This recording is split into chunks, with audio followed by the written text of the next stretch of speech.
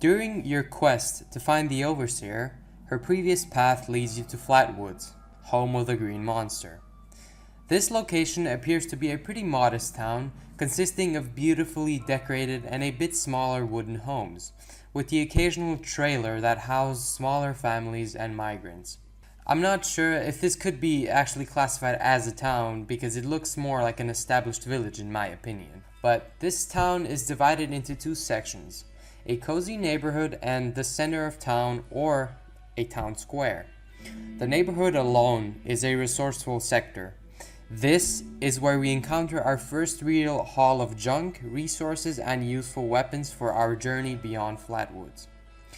Disregarding the beautiful scenery of every single house in the town, the center of town consists of two fundamental locations that seem previously inhabited. Yet the only sight we are granted with are deceased settlers, scavenging raiders, and oddly clothed people with a logo that seems to represent a faction specific to Appalachia. Entering the church in hopes of finding answers to which faction settled here, we can read up on the volunteers and members of a former faction called the Responders. As of the year 2102, the Responders are an extinct faction, and this further forwards the legacy of having no human NPCs in the game. Yes, it's a shame, I know. But the Responders were mainly responsible for rounding up any remaining civilian protective services left in Appalachia after the Great War in 2077, mainly made up of remaining police and firefighting forces, and not to mention medical personnel that survived the initial dropping of the bomb. This alliance between police officers, firefighters, and qualified medical staff formed a flourishing federation ready to lend a hand to the survivors of pre-war America and anyone else in need of dire refuge. The only true remainder of the Responders greets us in the form of Protectrons acting as vendors and civilian protectors programmed to protect that specific region from any imminent threats. The only Protectron left in Flatwoods acts as a vendor, never even leaving his station to check up on his already deceased masters. The church itself contains a medical bay, overseer's stash, diagnostical terminals, and databases of volunteers stationed in Flatwoods, and it served as the headquarters for the Responders' operations in Flatwoods. The church ironically houses a lot of dead settlers, and some of them even have names, implying that their holotape logs are important in helping us understand the lore of Flatwoods and its inhabitants.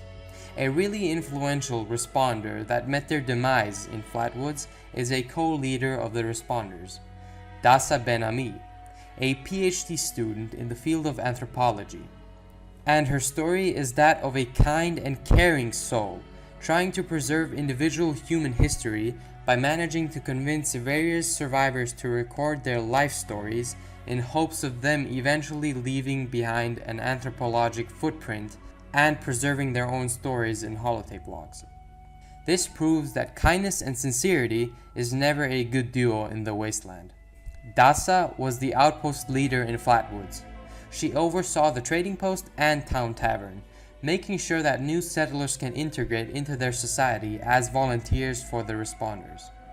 Integration and becoming a volunteer can swiftly be done by learning how to properly prepare for basic survival out in the wastes and knowing how to take care of vital necessities.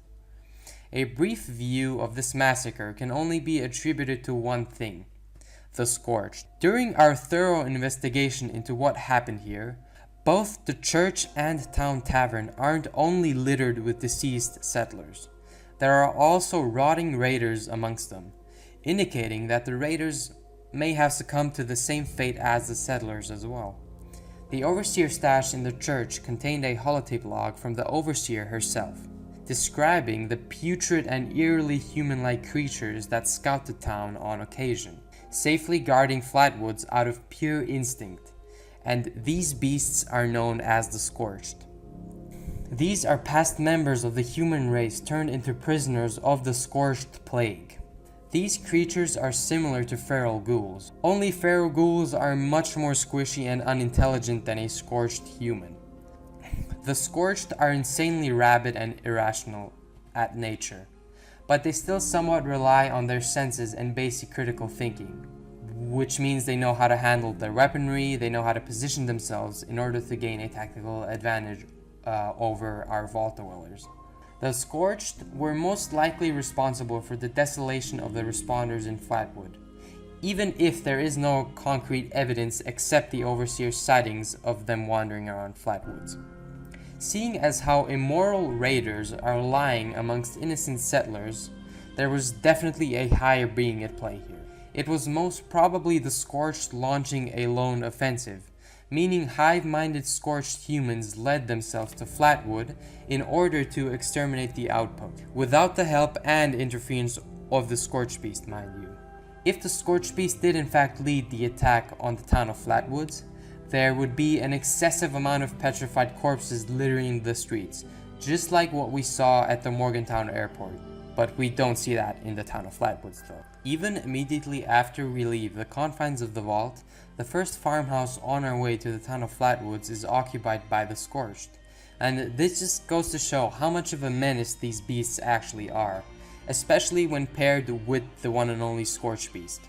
I can assuredly say that the responders had a remarkably noble goal in the town of Flatwoods. Various survivors from all of the east and the surrounding areas were flocking into the town of Flatwoods, looking for unconditional help and the necessities for everyday survival. Multiple volunteer logs state that there were a ton of survivors looking for help in Flatwoods. They were pouring into the town in dozens, with every single one of them delivering their own problems to the responders' doorstep. And the responders answered with the required amount of determination to tackle those problems at a moment's notice. Unfortunate fates accompany unfortunate souls, I guess. I hope you enjoyed another one of my videos. This and my upcoming video on Camp McClintock is filler content that will serve the channel accordingly until I can get my final and processed thoughts on Fallout 76 as a whole on paper. Thank you for tuning in, and have a good one.